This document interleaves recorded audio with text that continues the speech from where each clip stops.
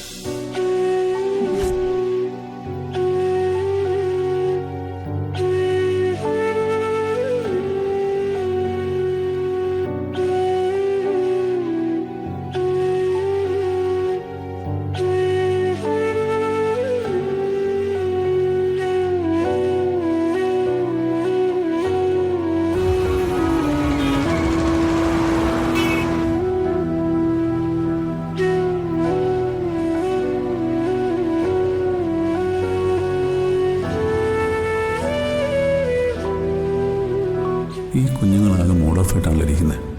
എന്ത് പറ്റിയാവും? എന്ത് പറ്റി കണ്ടുവർക്കും? ഒരു മൂഡ് ഓഫ് ആയിട്ടാണല്ലോ ഇരിക്കുന്നത്. ഒന്നുമില്ല അങ്കിൾ. ആ, അങ്ങനെ പറഞ്ഞ് ഞാൻ സമ്മതിക്കത്തില്ല. സ്ലീപ്പ് ഓവറിന് പോയത് രണ്ടുപേർക്ക് ഇഷ്ടപ്പെട്ടില്ലേ? അതൊക്കെ ഇഷ്ടപ്പെട്ടു. പിന്നെ എന്താ പ്രശ്നം? എന്താ രണ്ടുപേരുടെ മുഖം എന്തോ കണ്ട് പേടിച്ചതുപോലെ? പോയ സ്ഥലത്ത് എന്തെങ്കിലും പ്രശ്നം ഉണ്ടായോ? അവർക്കൊരു പ്രശ്നമില്ല. ഗെയിമൊക്കെ കളിച്ചതിന് ക്ഷീണത്തിലാ അല്ലേ എന്തോ. ശരി, എന്തൊക്കെയായിരുന്നു നിങ്ങളുടെ ഗെയിം?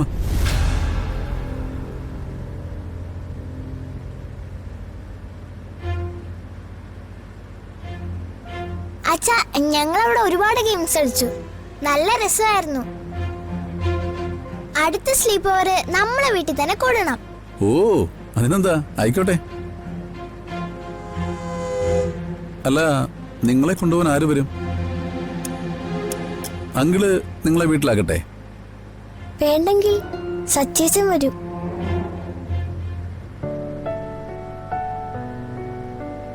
അച്ഛാ, ഓ, ഇപ്പഴാ ഞാൻ ഓർത്തത്. എന്താ? ഇവർ രണ്ടൊരു മൂഡ് ഓഫ് ആയതിന്റെ കാരണം. അതല്ലേ അച്ഛൻ നേരത്തെ ചോദിച്ചത്. ആട്ടെ, എന്താ കാര്യം? ഇന്ദുവിന്റെ അച്ഛൻ ഫോൺ വിളിക്കാന്നോട്ട് ഇതുവരെ വിളിച്ചിട്ടില്ല. അതിന്റെ മൂഡ് ഓഫാ രണ്ടുപേർക്കും. ഓ, അത് ശരി. ഒരു കാര്യം ചെയ്യാം, അങ്കിള് നിങ്ങളെ വീട്ടിൽ കൊണ്ടാക്കാം. നമുക്കപ്പോ അച്ഛനോട് സർപ്രൈസും കൊടുക്കാം. എന്താ? അത് സൂപ്പർ.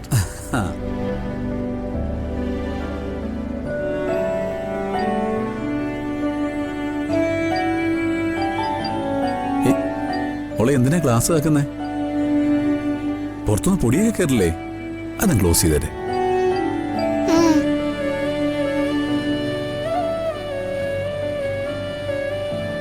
അച്ഛാ, അമ്മ എന്താ വിളിക്കാൻ വരാതിരുന്നേ? ഈശ്വര, സമൃദ്ധ ഹോസ്പിറ്റലാണെന്ന് മോളോട് എങ്ങനെ പറയും? പറഞ്ഞ അവളാകെ സങ്കടത്തിലാവുമല്ലോ. അച്ഛൻ എന്താ ആലോചിക്കുന്നേ? സ്ലീപ്പ് ഓവർ കഴിഞ്ഞിട്ട് അമ്മ ഇതുവരെ വിളിച്ചത് പോലുമില്ല. സാധാരണ അങ്ങനെയല്ലല്ലോ, എപ്പോഴും വിളിക്കാറുള്ളതല്ലേ. അത് പിന്നെ മോളെ, അമ്മ എൻ്റെ കൂടെ വരാൻ ഇറങ്ങിയതായിരുന്നു. പക്ഷേ പെട്ടെന്ന് അമ്മയ്ക്കൊരു തലവേദന വന്നു. മോൾക്കറിയാലോ അമ്മയ്ക്ക് ഇടയ്ക്കിടയ്ക്ക് തലവേദന വരുന്ന കാര്യം. അതുകൊണ്ട് വരണ്ട, റെസ്റ്റ് എടുത്തോളാൻ അച്ഛനാ പറഞ്ഞേ. അതുകൊണ്ട് അമ്മ വരാതിരുന്നേ. തലവേദനയോ? ഞാൻ അമ്മയൊന്ന് വിളിച്ചു നോക്കട്ടെ. വേണ്ട വേണ്ട മോളെ, അമ്മേ ഇപ്പൊ വിളിച്ച് ശല്യപ്പെടുത്തണ്ട. ചിലപ്പോ തലവേദനയായിട്ട് കിടക്കുമല്ലായിരിക്കും. ഈ സമയത്ത് ഫോണിൽ സംസാരിച്ച തലവേദന എങ്ങ് കൂടും. നമ്മൾ വീട്ടിലേക്കല്ലേ പോകുന്നേ, അപ്പൊ കാണാമല്ലോ. ശരി. നല്ല കുട്ടി. തൽക്കാലം ഗൗരവമോളി ഞാൻ പറഞ്ഞത് വിശ്വസിച്ചെന്ന് തോന്നുന്നു.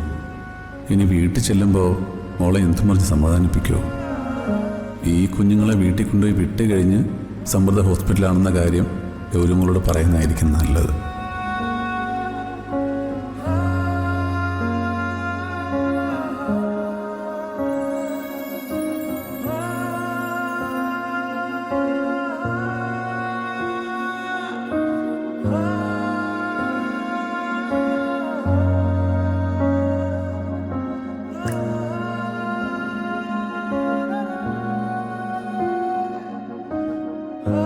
അമ്മേ, നിങ്ങൾ രണ്ടും ഇങ്ങനെ വിഷമിച്ചിരുന്നിട്ട് എന്താ കാര്യം? കരഞ്ഞോണ്ടിരുന്ന സച്ചി പുറത്തൊന്നും വരില്ലല്ലോ. എങ്ങനെയെങ്കിലും സച്ചിയെ പുറത്തിറക്കണം. അതിനുള്ള വഴിയാ നോക്കേണ്ടത്. അനൂപ് ഇതുവരെ വിളിച്ചില്ലല്ലോ മോളെ. ഒരു വിവരവും ഇല്ല. വക്കീലിനെ കിട്ടിയോ എന്തോ. നല്ലൊരു ക്രിമിനൽ വക്കീല് വേണ്ടേ? അനൂപേട്ടൻ വിളിച്ചിരുന്നു. ഇതുവരെ ഒന്നും ഒത്തു വന്നിട്ടില്ലെന്നാ പറഞ്ഞത്. അയ്യോ, എന്തായാലും അനുപേട്ടനും സന്ദീപും കൂടിയല്ലേ പോയത്. അവരേതെങ്കിലും വക്കീലിനെ റെഡിയാക്കും.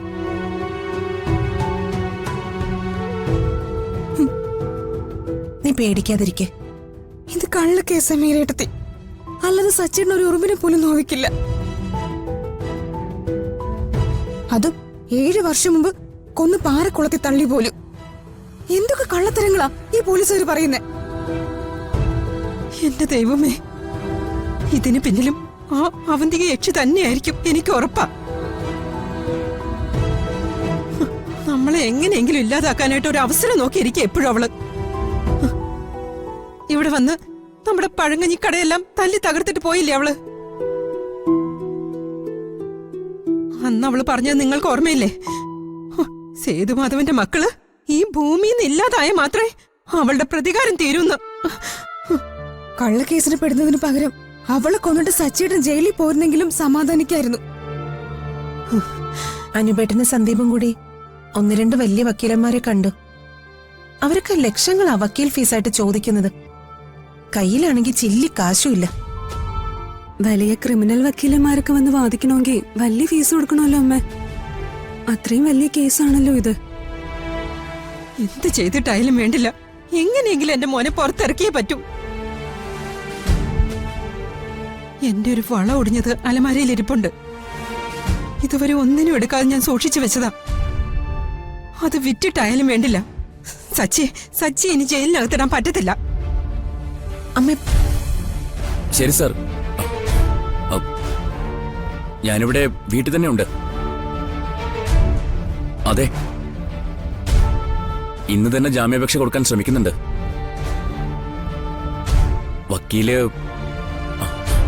വക്കീൽ ആരാണെന്ന് ഇതുവരെ പറയാറായിട്ടില്ല.